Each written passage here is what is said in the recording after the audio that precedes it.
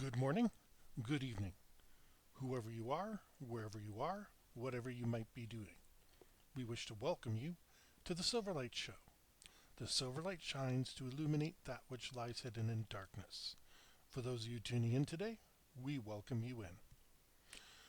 I've been delving into the historical European martial arts and other communities for quite some time because I do practice a few martial arts. A little bit of judo, a lot of aikido, and I'm a fencer. And one of the arguments that keeps coming up is it's the trump card that's not a trump card. Oh, that would never work on the street. Now, I could accept this as an argument if you framed it as on the streets things are unpredictable, so you can't depend on that particular martial art. But no, these people are coming out saying, oh, street fighting, these are guys that have been fighting each other in prisons and in gangs and stuff like that, and that makes them infinitely superior. No, the world doesn't look like that. If I pull out my sword, this person will counter, well, people on the street have guns. If I adopt a defensive stance, these people say, oh, this guy is going to, shank you with his knife. And so on and so forth. The examples go on and on ad nauseum. And while there are some very well experienced, I don't know if I want to call them trained, but experienced street fighters, there's a reason that they're not winning all the MMA competitions out there. Because a duel, such as it is one on one. You give me my rapier, you give me my choice of firearm, and that street fighter is going to be in for a very nasty surprise. My Aikido, the variant I use, is very unconventional, so if they come in thinking I have no offensive strikes, they got another thing coming. However, there's also some nasty sorts out there who have been in a lot of brawls and are just going to lunge for you and keep punching. I grant that. But that's not the way it's being used. That's not the argument being made. The argument is, oh, street fighters know everything, they've seen everything. No, it's simply not true. Let's take a random 17-year-old kid. Let's call him Billy, for Billy the Kid. Billy the Kid has just decided to make the worst mistake of his life. He's going to join up with a gang. Okay, there's benefits to it. Drug parties and the free Fs, as the women are sometimes called. So he thinks he's on cloud nine. But the gang, as is typical, asks him to go along with them when they decide to establish their territory, to steal from another gang or a business or whatever it is they're deciding that day. And little 17-year-old Billy might have done some gym wrestling in class, but he's probably not trained in any sort of fighting style, nor has he seen anything that would give him an advantage. 17-year-old Billy the Kid is probably going to get his butt whipped in any sort of one-on-one confrontation. His only advantage is the gang. And maybe over time he'll learn from some of the senior members and become more proficient. But that's where they like to take this argument, is that Billy is some sort of badass. And I'm sorry, our friend Billy the Kid is just a hanger-on. And probably not much of a challenge. Even for the average person with very little training, they'd probably be equal. So, it's a difference of size, luck, and weight. Now, when you bring the other members of the gang into the equation, our poor, relatively untrained defender doesn't have a heck of a lot of hope. Unless they have protection from another gang, unless they can rally people together, or unless the police become involved. And in all three of those situations, the odds turn on the gang, no matter what sort of proficiency they have in street fighting. And yeah, any one of those three will do significant damage to that gang. So that's the thing. When you start invoking numbers, you have to allow equal numbers on the other side. When you start saying, "Oh, dirty fighting," do you think people in martial arts have never seen dirty fighting before? If you're I remember my friend and I were training in judo, and I was very good. You know that simple judo throw that everybody learns. James Bond was doing it in the 60s. Everybody learns it. Well, I had developed a technique that could block it. Just I shifted my weight down, and it was not that I'm a particularly heavy guy, but it was an angle that you couldn't use your body weight to leverage the other person's body weight. I was very successful with that in gym sparring matches. Until one day, one of my close friends, I'm going to call him, he got an idea. And I went for my usual counter. He took his elbow, basically struck backwards, caught me between the ribs, not quite the solar plexus, but it was a startling injury, and he was able to pull me over because of that. Judo people are evolving all the time. Aikido people are evolving all the time. They're learning. So when you're using your street fighting is different, you have to really qualify experience level. In a brand new, again, Billy the Kid versus Kelly the crony. Now, Kelly, she has. I don't want to give her anything we've seen so far, but we're going to give her a little bit of pepper spray. Now, I'm choosing pepper spray for a reason. So, Billy the Kid comes up, and he's seen some street fighting moves. He starts trying to intimidate her. Kelly pulls out her pepper spray, and down goes Billy. Most of the time, there are a few people that have built up a resistance to pepper spray, and goodness sake, I do not want to know how they do that. Weekly sessions of pepper spray until you get used to it? I don't know, and I don't want to know.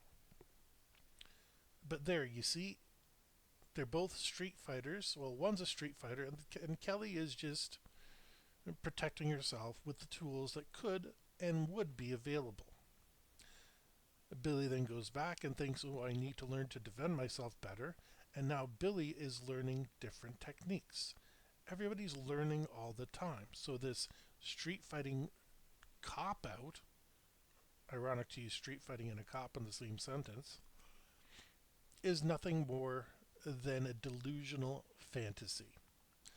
Yes, we all saw Rambo, we saw Bruce Lee, we saw these people, Harrison Ford, punched Nazis left, right, and center, right to the center of Germany itself. It's a movie trope.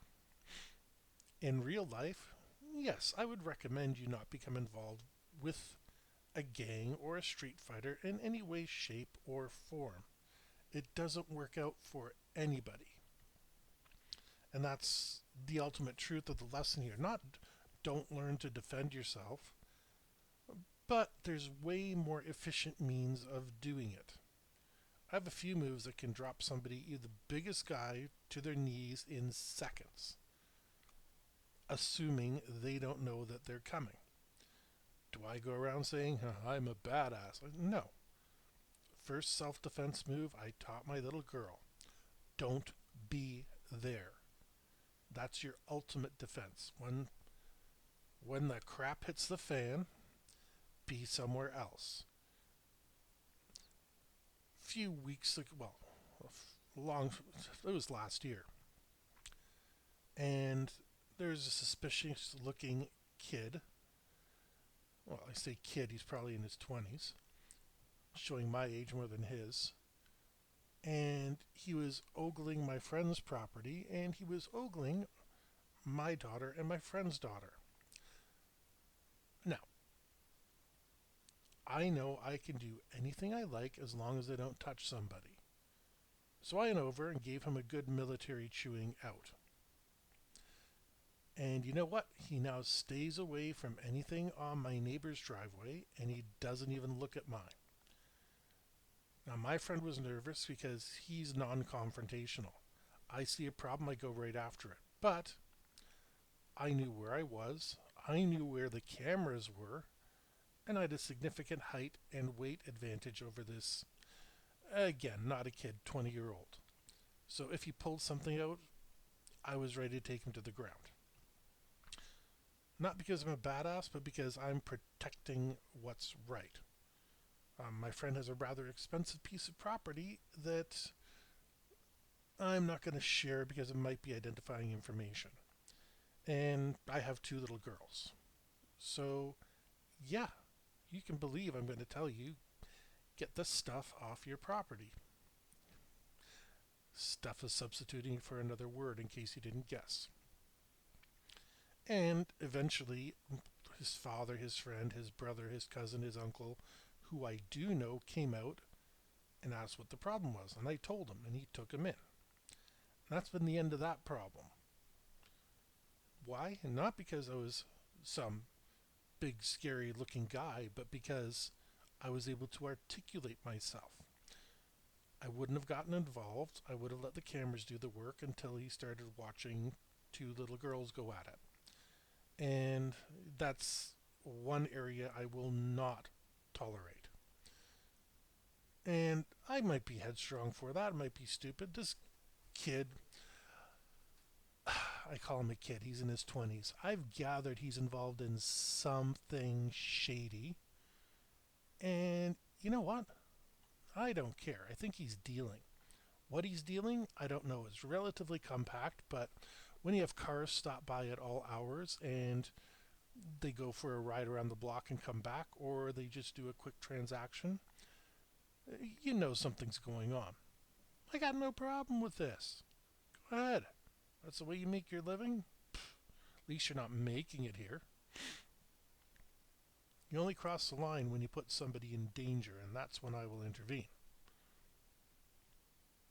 Old habit. Seen too many people get hurt for stupid stuff that could have been prevented. So, I stress myself out to prevent them. That's my character flaw. I try to be the one that looks after everybody. But I don't do it by saying, oh, my street fighting skills are better than yours. No, I do it because I'll explain to you what's wrong with you. And I've made a grown man cry without raising my voice. Because he drove through a school zone, he didn't know where he was, didn't even understand when I said fourth row on the left. And I lost my patience, but I never raised my voice above anything that I'm saying to you. And the only reason I had to raise my voice slightly was because there was a crane operating in the area. That's the way to really defend yourself, with words and space. Even against firearms, words and space. Get as far away from that firearm as you can. And words, things like, I'm calling the police, I surrender if it gets them to stop shooting at you. Those are your two best defenses. And no amount of street fighting, kung fu, or any sort of weapon is going to take that away from you. So, when you hear these people talk about, oh, I fight dirty, I know street fighting and stuff like that, chances are either they fought very weak opponents or they don't know what they're talking about. But it's best to assume that they do know what they're talking about because it's going to be your butt on the line. Just walk away and leave them to whatever power fantasies that they like, because it's their ego that they're pleasing, and they've bought into the fantasy that that's real life. With that, we hope you enjoyed today's show. If you did, please like, share, because sharing is caring. Click the subscribe button if you haven't clicked it already. Don't forget to click the notification icon so that way you can be notified every single time we release a new episode. And we hope you have a fantastic